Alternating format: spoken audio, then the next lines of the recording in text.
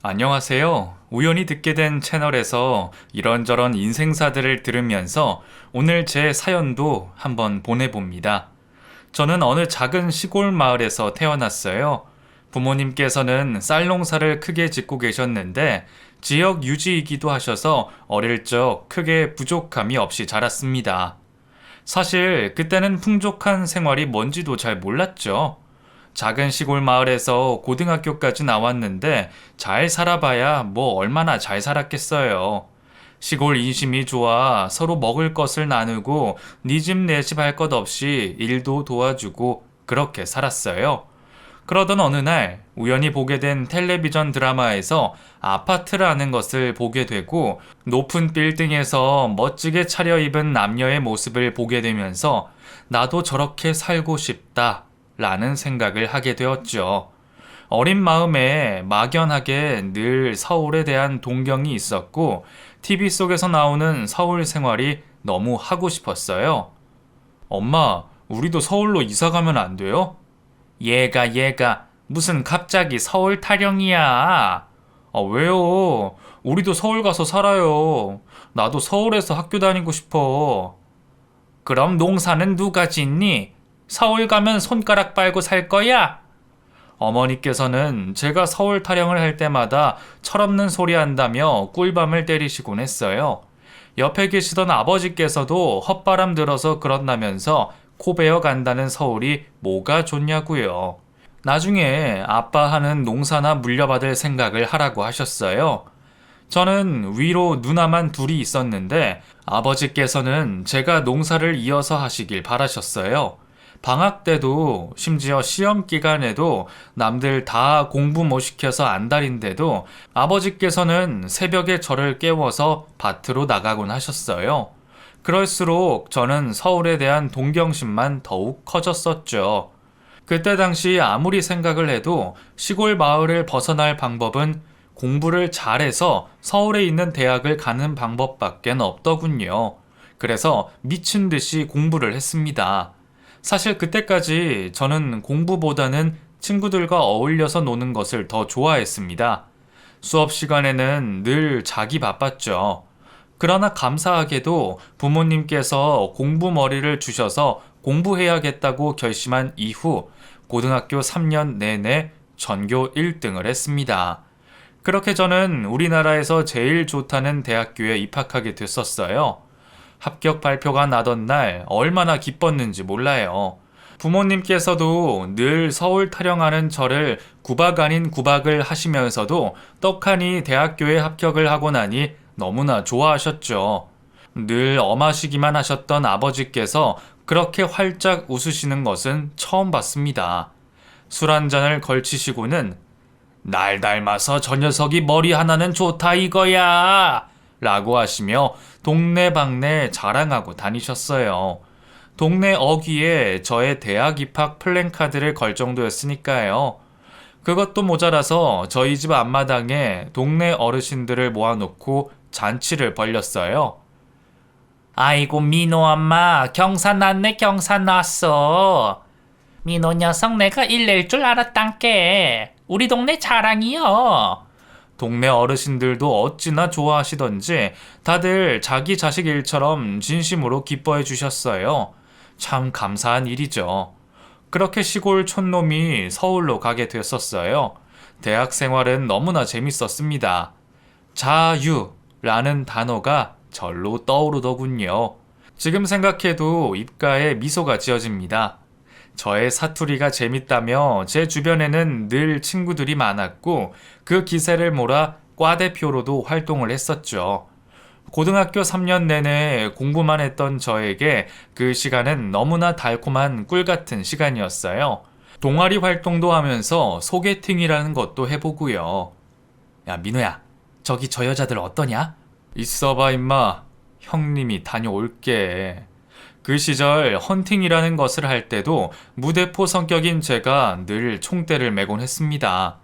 그땐 뭐가 그렇게 자신감이 넘쳤는지 지금 생각하면 부끄럽게 그지없네요.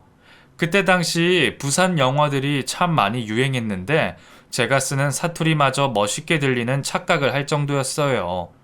그렇게 잊지 못할 추억들을 많이 쌓았어요. 아직도 대학 동기들을 만나면 술 한잔 기울이며 밤새며 이야기할 안주거리들이 참 많습니다. 군대도 동반 입대했으니 말 다 했죠. 학교를 졸업하고 저는 대기업에 취직을 했습니다. 친구들은 놀 거 다 놀고 대기업 갔다고 저더러 도둑놈이라고 하더군요.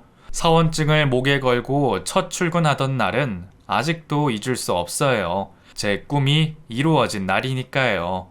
그렇게 참 열심히 직장 생활을 했던 것 같아요. 연애할 시간도 마음도 없이 일만 하면서 5년이라는 시간을 보냈습니다. 5년 차가 되니 그래도 짬밥도 생기고 후배도 들어오면서 좀 여유가 생겼어요.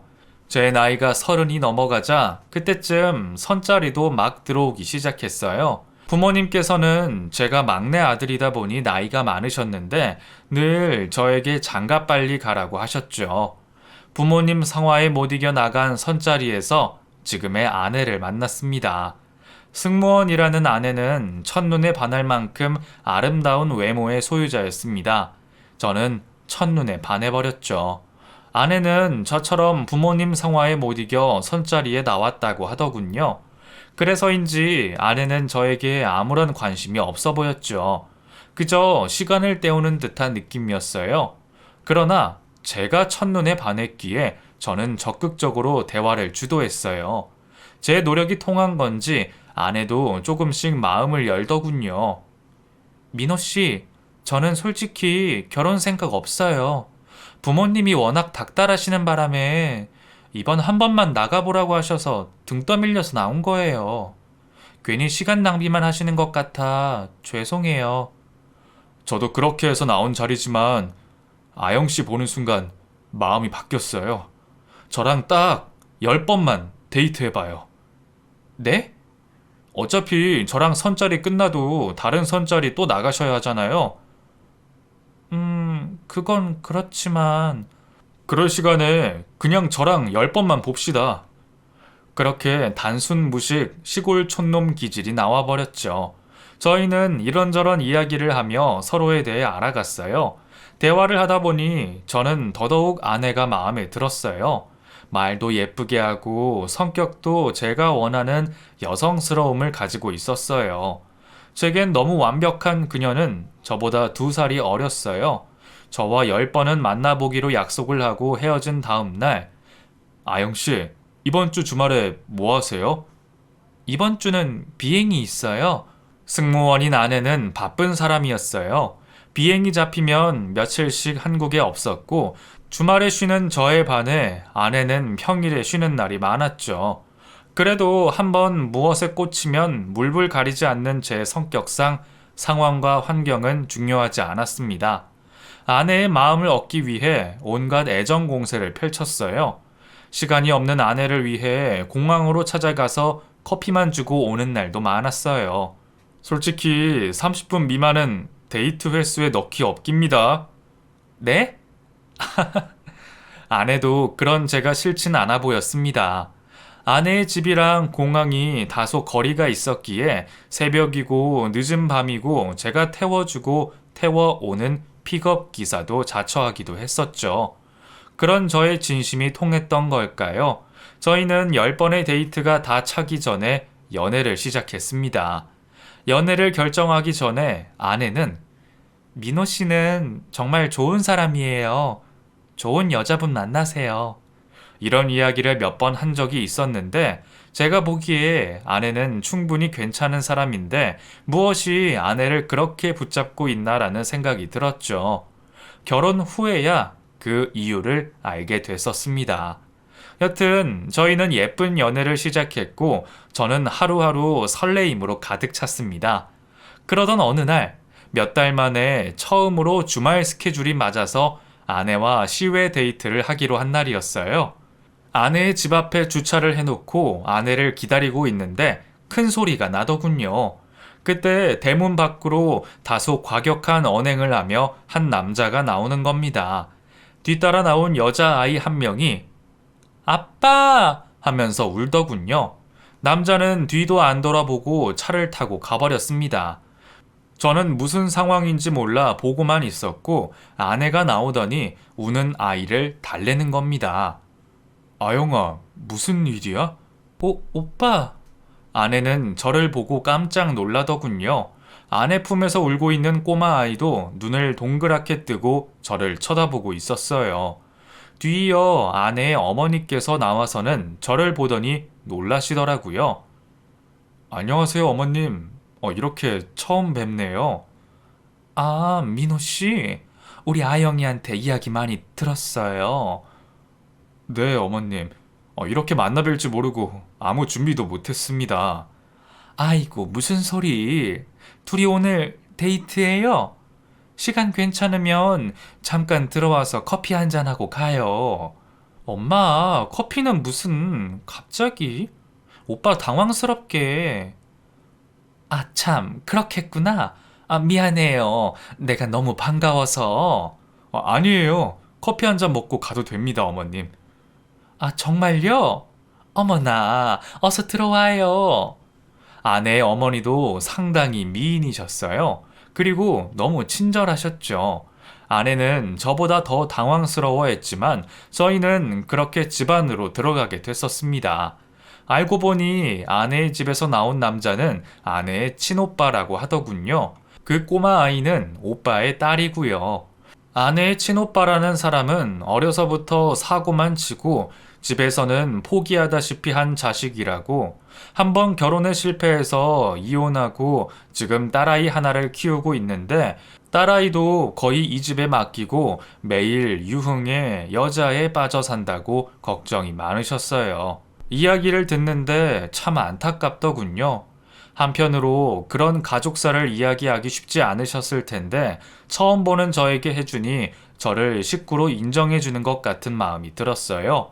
아내는 아무 말 없이 제 옆에 앉아 있었죠. 아영이한테 이야기 많이 들었어요. 아, 그런가요? 제가 많이 쫓아다녔습니다. 얘가 결혼 생각도 안 하고 있어서 내가 얼마나 걱정을 했는지 몰라요. 이렇게 좋은 사람을 만나서 너무 다행이에요. 어머니께서는 저에게 과일도 집어주시고 편하게 잘 대해주셨어요. 이렇게 한번 어머니 얼굴을 뵙고 나니 아내와 결혼할 마음이 더 커지더군요. 엄마, 우리 이제 갈게. 그러렴. 데이트 잘 해요. 네, 어머님. 감사합니다. 다음에 또 뵙겠습니다. 인사를 하고 나오려는데 그때 아내의 오빠 딸이라는 아이가 뛰어나와서는 고모 가지 마. 나랑 놀아. 하며 떼를 쓰는 겁니다.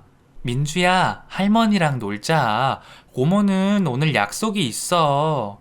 어머님이 당황해 하시며 손녀를 끌어당기셨지만 꼬마는 눈물까지 뚝뚝 흘리면서 가지 말라고 매달렸어요. 민주야, 그럼 오늘 아저씨랑 같이 놀까?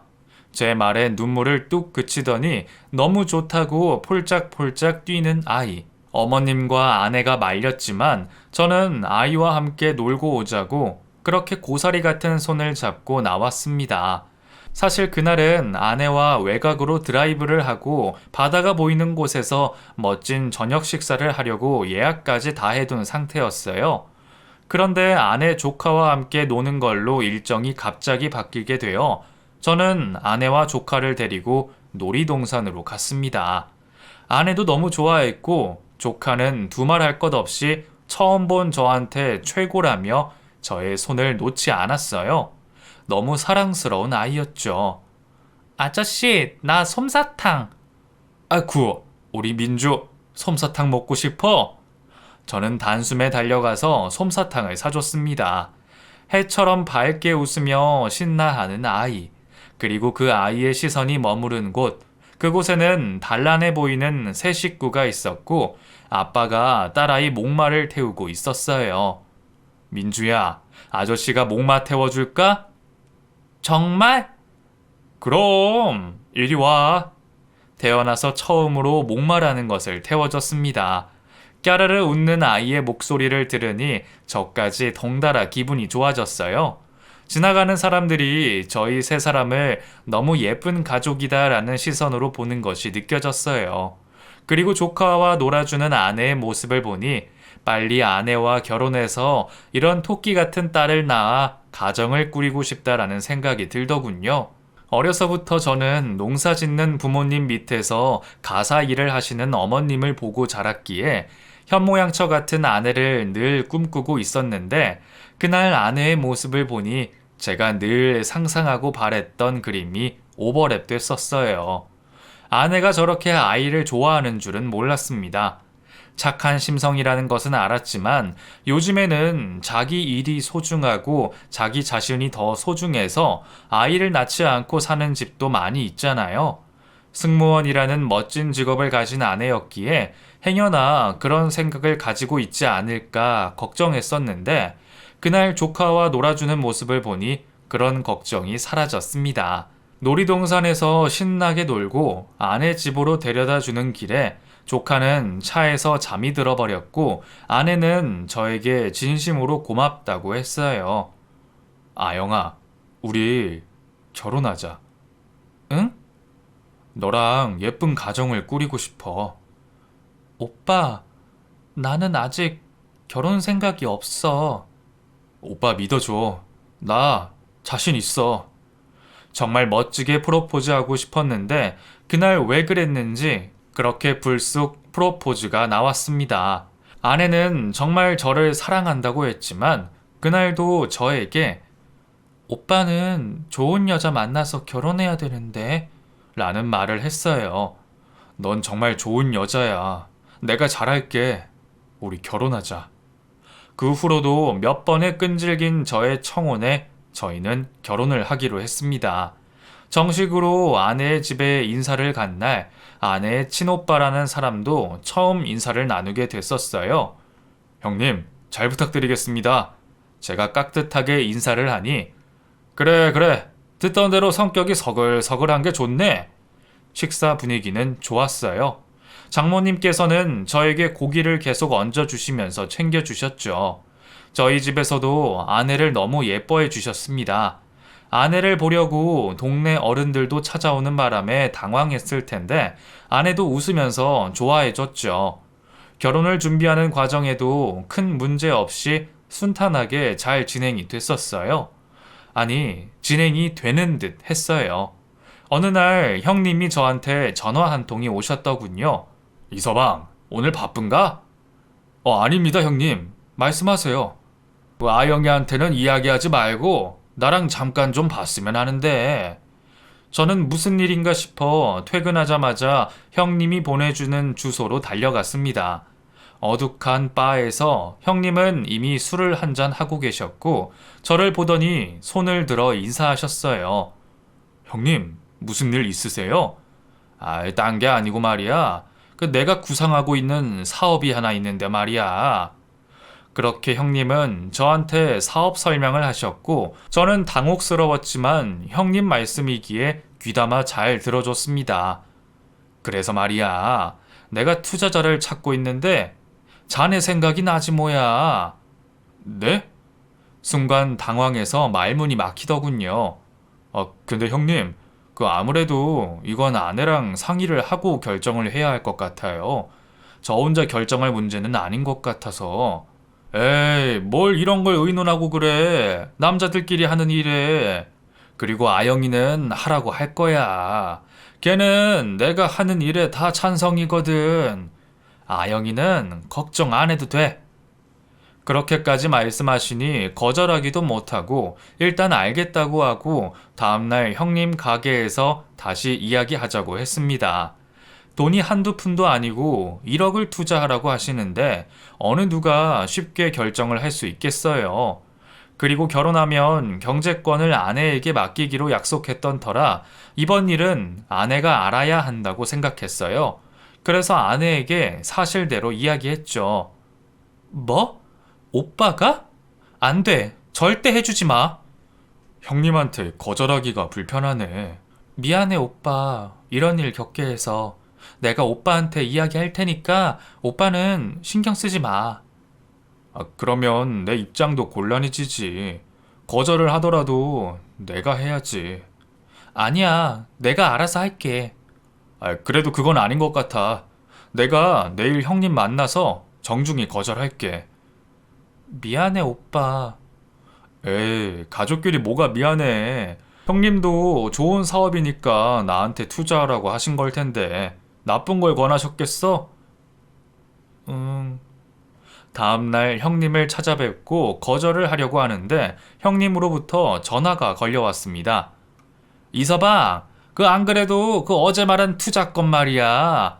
그 다른 투자자가 생겨서 그쪽으로 진행하게 됐어. 그 미안해서 어쩌지? 아, 아닙니다, 형님. 안 그래도 그 일로 오늘 찾아뵙고 말씀드리려고 했는데 다른 투자자가 생겼다니 너무 다행이네요. 그러게 말이야. 내 맘 같아서는 자네 돈 벌게 해주고 싶은데 이번 일은 그렇게 됐어. 네, 형님. 신경 써주셔서 감사합니다. 그렇게 그 일은 일단락됐었어요. 나중에 안 사실이지만 형님이 구상하던 사업은 보기 좋게 망해버렸고 돈도 다 날려버렸다고 하더군요. 그때 투자했으면 1억이라는 돈을 다 날릴 뻔했던 거죠. 그 사건 이후로 저는 형님과는 돈 거래는 절대 하면 안 되겠다 그 생각을 하게 됐었습니다. 모르긴 몰라도 그런 식으로 날린 돈이 꽤 되는 것 같더라고요. 장모님께서는 유흥, 여자, 도박으로 전 부인에게도 이혼 당해놓고는 여전히 정신을 못 차린다면서 걱정이 한가득이셨어요. 한 배에서 태어났는데 어떻게 저렇게 다르냐고. 보통 딸은 뒤로 하고 장남을 끼고 사는 집이 허다한데 처가댁은 반대였어요.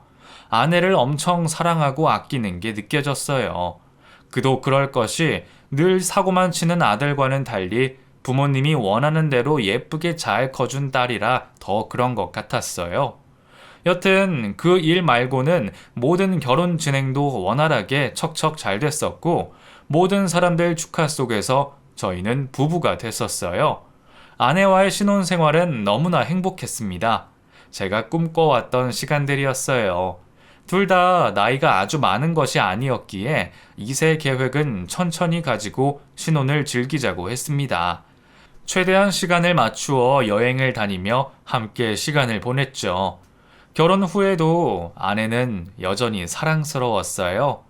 친구 녀석들이 술 한잔 하자고 불러내도 아내가 집에서 기다리고 있다고 빠지기 일쑤였죠. 에이, 저 녀석 저거 결혼하더니 변했네 변했어. 대단한 애처가 납셨어. 야, 얼마나 가나 보자. 친구들이 놀려댔지만 저는 집에서 저를 기다리고 있을 아내 생각에 그런 말들은 귀에 들리지도 않았어요. 노래 가사처럼 정말 빈틈없이 행복했습니다. 그러던 어느 날 아내가 조카가 며칠 우리 집에 있어도 되겠냐고 했어요. 오빠가 또 무슨 사고를 쳤는지 조카만 처가댁에 덩그러니 놓고 가버렸다고 하더군요. 그때 당시 장모님이 허리디스크 수술을 하셔서 조카를 봐줄 수 있는 상황이 아니라 아내는 우리 집에 며칠 데리고 있어도 되냐고 했어요. 저는 흔쾌히 그렇게 하라고 했습니다. 그러나 처음에는 며칠이라고 하던 것이 한 달이 지나가고 있었어요. 형님은 어떻게 된 거야? 모르겠어. 전화 연락도 안 되고 정말 오빠 미안해. 아니야, 뭐가 미안해. 민주가 있으니까 집이 더 활기차고 좋지. 아, 그런데 민주 생모 말이야. 거기랑은 아예 왕래가 없는 거야? 아, 응, 그런 것 같아. 아니, 저렇게 예쁜 딸을 두고 눈에 밟히지도 않나? 아내는 아무 말이 없었습니다. 어딘가 모르게 슬픈 표정의 아내. 미안해, 오빠. 민주 때문에 불편한 게 많지? 집에 와도 제대로 쉬지도 못하고. 아니야, 난 정말 좋아. 신경 안 써도 돼. 사실 조카가 온 후로 저는 정말 더 좋았습니다. 애교 많은 조카는 유독 저를 너무 좋아했고 제가 퇴근하고 집에 가면 놀래켜준다고 현관 옆에 숨어 있기도 하고 저 준다고 고모랑 같이 주먹밥을 만들었다며 입에 넣어주기도 하고 너무너무 사랑스러운 아이였거든요. 자식을 보고 눈에 넣어도 안 아프다고 한다고 하더니 제가 그 짝이었습니다. 완전 조카 바보가 된 거죠. 길거리를 지나가다가 여자아이 옷이 보이면 발걸음을 멈추고 보게 되고, 퇴근길에는 꼭 조카가 좋아하는 케이크나 과자를 사들고 갑니다. 이번 주말에는 어디를 갈까 고민하며 서치하기 바쁘고요. 제가 조카를 그렇게 예뻐하니 아내는 한시름 마음이 놓인다고 했어요. 저한테 진심으로 고마워했죠. 조카는 아내와 많이 쌍 있었어요.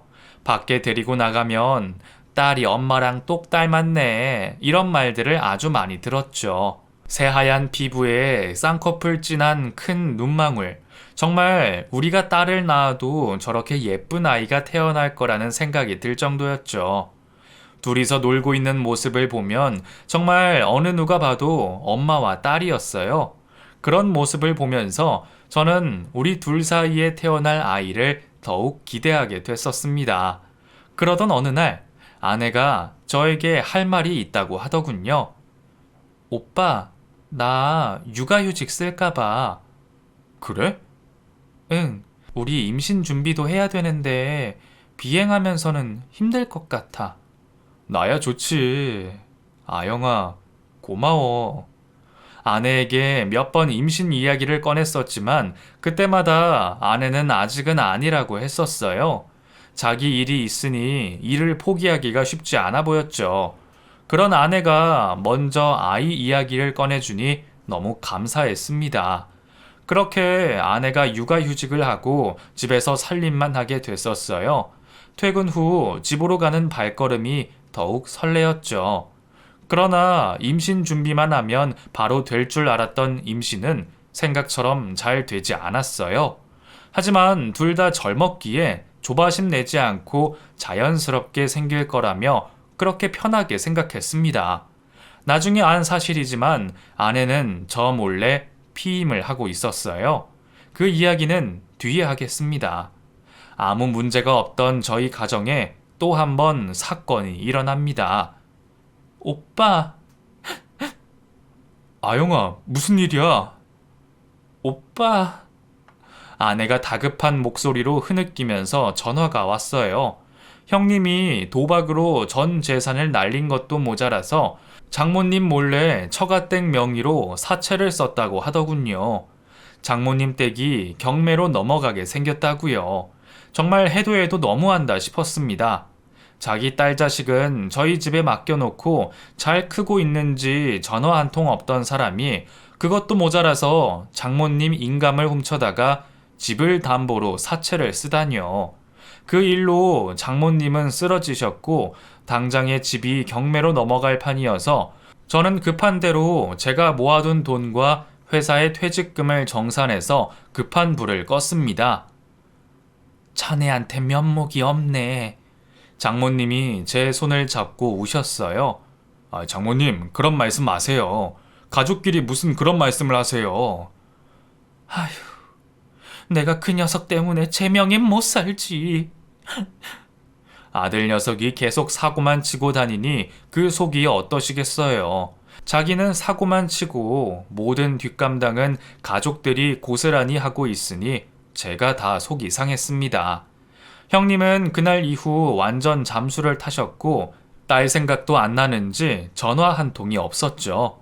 아무것도 모르는 5살짜리 조카가 가엾기만 했습니다. 부모를 자기가 선택해서 태어날 수 있는 것도 아닌데 그 작은 아이에게 세상은 너무 가혹하더군요. 그래서인지 저는 아이가 느낄 아빠의 빈자리를 채우고자 더욱 노력했던 것 같아요.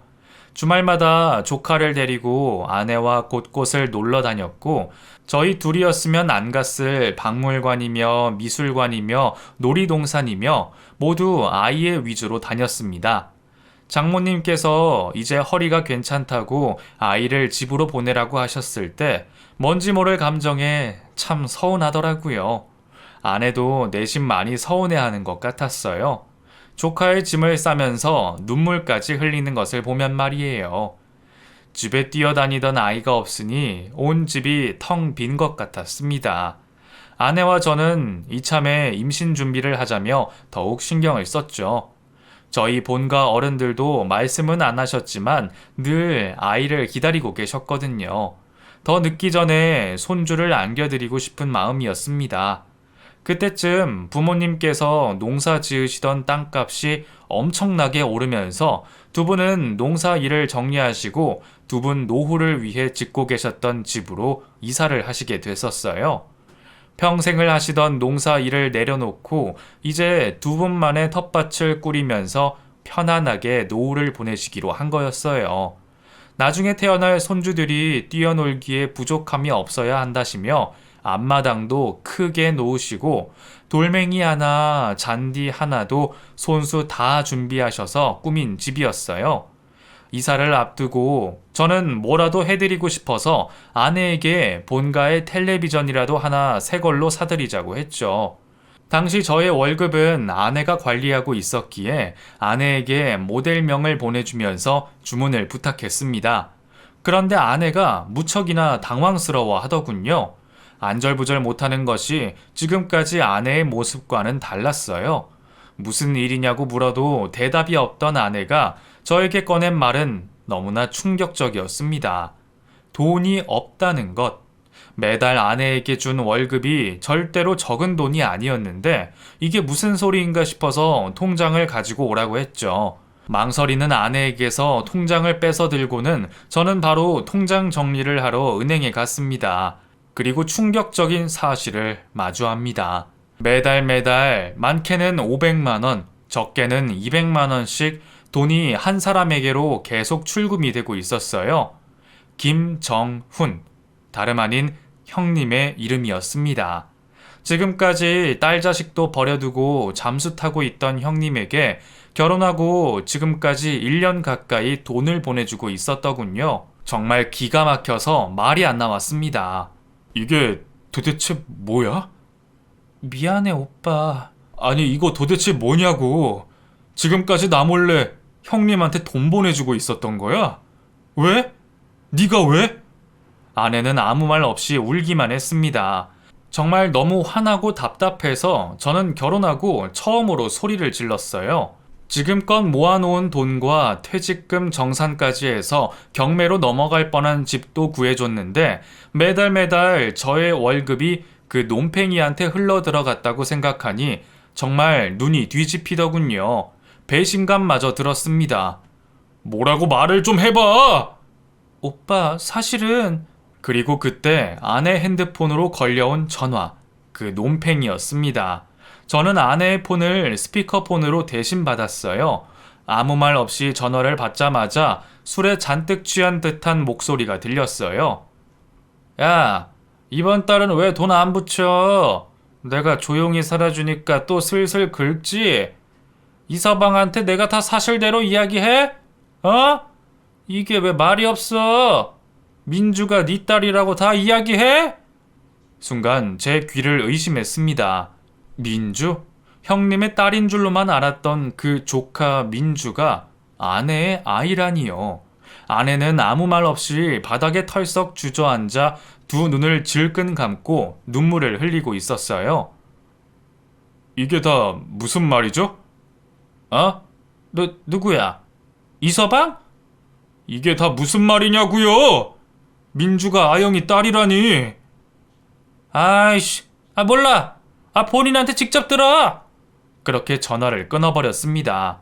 도무지 제 머리로는 무슨 상황인지 이해가 안 가서 아내에게 묻고 또 물었습니다. 도대체 이게 다 무슨 소린지. 한참이 지난 후 아내 입에서 나온 소리는 정말 믿을 수 없는 이야기였어요. 아내는 저를 만나기 전에 만났던 남자가 있었다고 합니다. 둘은 대학교 CC로 만나서 무려 5년을 연애를 했고 결혼까지 약속을 했었다고. 약혼을 하기로 한 날 남자는 나타나지 않았고 다른 여자가 생겼다는 통보만 한 채 그렇게 이별을 고했다고 합니다. 알고 보니 그 남자는 아내와 만났던 5년 내내 만나는 여자가 있었습니다. 그 충격으로 아내는 자살 시도까지 했지만 목숨 하나도 자기 뜻대로 되지 않았다고 해요. 다 포기하고 또다시 자살을 시도하려고 하던 어느 날 임신을 했다는 것을 알게 됐었답니다. 하늘이 무너지는 것 같았지만 아내는 아이를 끝끝내 지울 수 없었답니다. 부모님의 반대에도 불구하고 가출까지 하면서 기어이 아이를 낳은 아내. 그 아이가 조카인 줄만 알았던 바로 민주였던 거죠. 어린 시절부터 속 한번 안 썩히고 자란 아내. 그래서 받은 부모님의 충격은 더욱 컸습니다. 부모님은 이대로 앞길 창창한 딸아이 인생을 망칠 수 없어서 평소 논팽이였던 아들의 호적에 손녀를 올렸다고 합니다.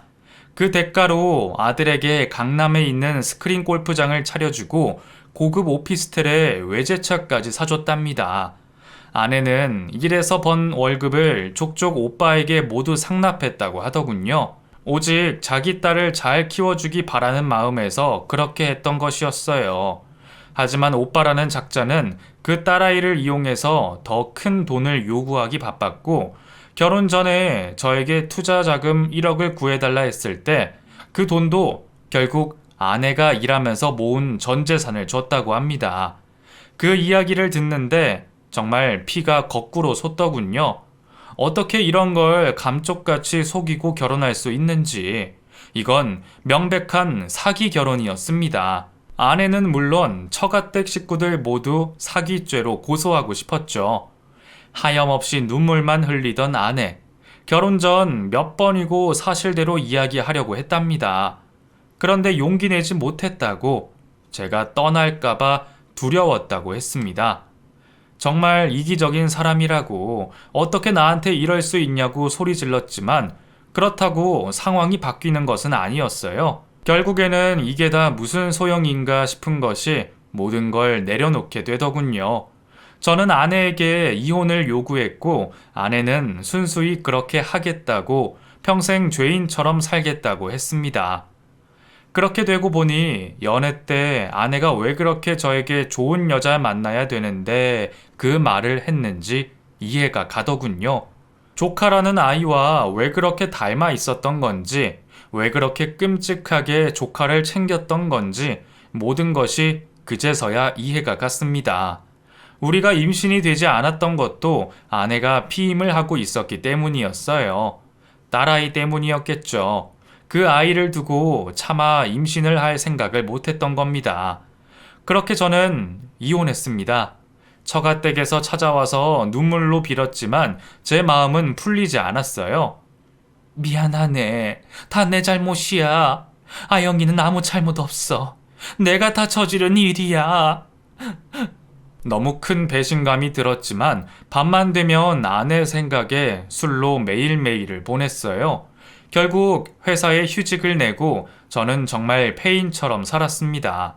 저를 속였다는 그 충격적인 사실보다 저를 더욱더 괴롭히는 것은, 그런데도 아내가 너무 보고 싶다라는 거였어요.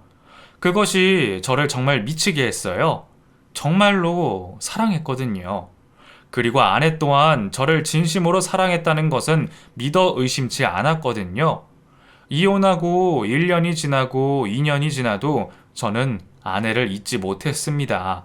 아내가 가엾기까지 하더군요. 그 인생이 너무 기구하고 그동안 그 큰 주홍 글씨를 가지고 어떻게 살았을까 싶은 것이 아내 생각만 하면 눈물이 났습니다. 그리고 저에게 물었습니다. 혹시나 아내가 결혼 전에 사실대로 아이가 있다고 이야기했다면 어떤 선택을 했을 거냐고요. 저의 선택은 예스였습니다. 저는 변함없이 아내와 결혼했을 거라는 답을 얻었어요. 그래서 수소문해서 아내를 찾았죠. 처가댁은 이미 이사를 가고 난 후였어요. 전화번호도 다 바꾸시고 당초에 방법이 없었습니다. 정말 백방으로 아내를 찾아다녔던 것 같습니다. 아내의 직장 동료였던 친구를 SNS로 겨우겨우 찾아서 아내가 있는 곳을 들을 수 있었어요. 친구의 말로는 아내가 정말 많이 힘들어했다고, 일도 퇴직한 상태라고 했습니다. 그렇게 친구에게서 들은 주소지 하나 달랑 들고 저는 아내가 사는 곳으로 갔어요. 아내는 그렇게 좋아하던 그 일도 그만두고 한적한 시골 마을에서 혼자 딸아이를 키우고 있었습니다. 가뜩이나 마른 사람이 살도 더 빠져 있더군요. 아내를 보는 순간 눈물이 왈칵 쏟아졌습니다. 야윈 아내를 붙잡고 한참을 울었어요. 아내도 많이 울었죠. 아영아, 나 너 없이는 못 살 것 같아. 오빠, 미안해. 내가 정말 미안해. 저희 둘의 사랑에는 아무런 이상이 없었어요. 그걸 확인하는 순간이었어요. 하지만 모든 것을 되돌려 놓기엔 어려움이 많았습니다. 우선 양가 부모님들의 반대였어요. 특히나 저희 집에서 저희 재결합을 극구 반대하셨습니다. 당연한 결과겠죠. 저희가 감당해야 할 부분이고요. 아직 저희 부모님은 저희를 보고 있지 않으세요. 아버지께서는 호적에서 제 이름을 파버리시겠다고까지 하셨고요. 저도 정답은 모릅니다. 하지만 분명한 거는 아내를 사랑한다는 것이었어요. 떨어져서 평생을 산다면 평생을 후회할 것 같았어요. 그래서 저는 처음이자 마지막으로 다른 어떠한 것도 생각하지 않고 내 감정에만 충실해 보이기로 했습니다. 저는 회사를 그만두고 아내와 조용한 커피숍을 운영하고 있습니다. 아내가 아무도 모르는 곳에서 새롭게 출발하고 싶어 했어요. 이 사연을 듣고 또 얼마나 많은 사람들이 저에게 손가락질하며 욕하실지 모르겠네요. 하지만 저희는 있는 그대로의 우리 모습대로 살고 있습니다. 지금 저는 아내와 그리고 우리 예쁜 딸 민주와 함께 행복하게 살고 있어요. 앞으로 저희가 겪어야 할 많은 장애물들이 있겠지만 저희 세 식구 잘 이겨내 보려고 합니다. 이 사연을 듣고 단 한 분이라도 저희 부부를 응원해 주신다면 그걸로 만족합니다. 코로나 시국에 다들 건강 조심하시고요. 저의 긴 사연을 들어주셔서 감사합니다.